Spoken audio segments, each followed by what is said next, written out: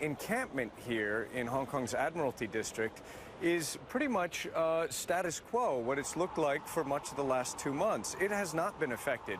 What really took place was that the student leaders announced that they were going to blockade the government headquarters. They tried to occupy a stretch of highway in front of the government headquarters that has not been part of this 2-month-old encampment. They held on to that stretch of pavement for perhaps 2 hours, and then the police came in and demonstrated that they really can, if they get the orders, they really can clear away those barricades and clear away those demonstrators quite literally in a matter of minutes. And that's what happened. That's what we witnessed in those scuffles and clashes in the pre-dawn hours. The police did not seem to make any substantial move towards this encampment, which continues to stand here in the center of Hong Kong. As you can see, the hundreds of tents, the art, the statues, the posters, they are all still here.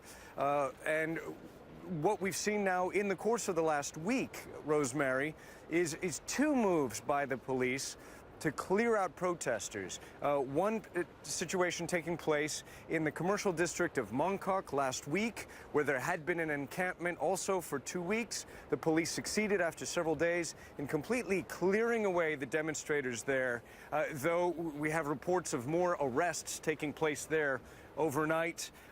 This is the main encampment left here, and as you can see, apparently untouched for the time being by the Hong Kong security forces. And meanwhile, student leaders facing perhaps a bit of an embarrassment after they tried to ramp up their efforts to shut down the government here in Hong Kong.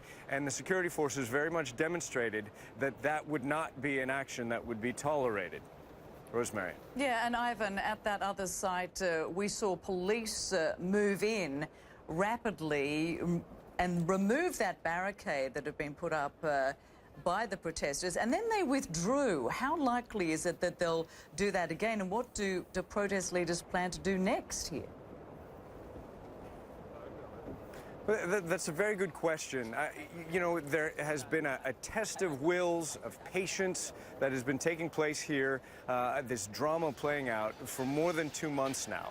The government effectively ceded this part of downtown Hong Kong to the demonstrators, allowing them to occupy this space. And as the protest movement has dragged on, according to several university polls conducted here in Hong Kong, the popularity of the protest movement has plummeted, with the majority of people surveyed in 2 university polls saying they think it's time for this protest to go, for an end to this. And that's clearly putting pressure on the student leaders. Some of them are only teenagers who have been leading this remarkable movement. And I think what we witnessed last night was an effort to try to reinvigorate the protest movement, and one that seemed to have backfired. We saw some moments where the demonstrators were actually able to push back outnumbered police, and then within the course of an hour, the police came in with pepper spray, with batons, and they routed thousands of mostly young demonstrators.